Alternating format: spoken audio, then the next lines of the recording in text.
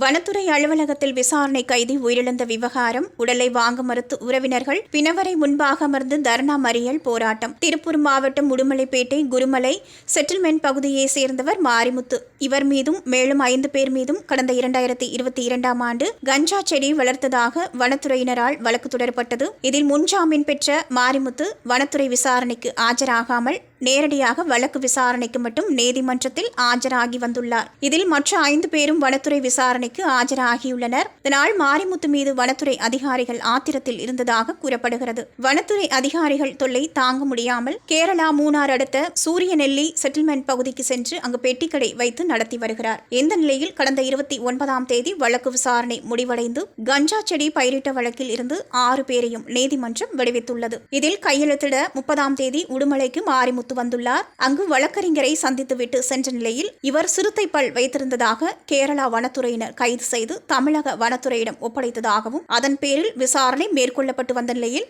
அடுத்த நாள் காலை கழிவறை செல்லும் போது மாரிமுத்து தூக்கிட்டு தற்கொலை செய்து கொண்டார் என கூறப்படுகிறது. இது தொடர்பாக கஸ்டடி மரணம் என வழக்கு பதிவு செய்யப்பட்டு உடுமலை நீதித்துறை நடுவர் நீதிமன்ற நீதிபதி நித்யகலா விசாரணை மேற்கொண்டு வருகிறார். மேலும் நீதிபதி முன்னிலையில் திருப்பூர் அரசு மருத்துவக் கல்லூரி மருத்துவமனையில் உடற்கூறாய்வு சோதனை நடைபெற்றது. இதனைத் தொடர்ந்து உடலை உறவினர்களிடம் ஒப்படைக்கும் பணிகள் நடைபெற்று வந்த நிலையில் உடற்கூறாய்வு சோதனை முடிவை உடனடியாக வழங்க வேண்டும் எனவும் SC/ST பிரிவில் வழக்கு பதிவு செய்து விசாரணை மேற்கொண்டு வனத்துறை அதிகாரிகள் மீது நடவடிக்கை எடுக்க வேண்டும் என கோரிக்கை விடுத்து உறவினர்கள் மற்றும் சமூக செயற்பாட்டாளர்கள் பிணவரை முன்பாக அமர்ந்து தர்ணா மறியல் போராட்டத்தில் ஈடுபட்டு வருகின்றனர். இதனால் அங்கு பரபரப்பான சூழல் நிலவி வருகிறது. இதனிடையே உடற்கூறாய்வு சோதனை செய்யும் போது உள்ளே சென்று வந்த மாரிமுத்துவின் மனைவி மகள்கள் கூறுகையில் தலை கழுத்து உள்ளிட்ட இடங்களில் காயம் உள்ளதாகவும் மாரிமுத்து மரணத்தில் தங்களுக்கு சந்தேகம் உள்ளதாகவும் தெரிவித்துள்ளனர்.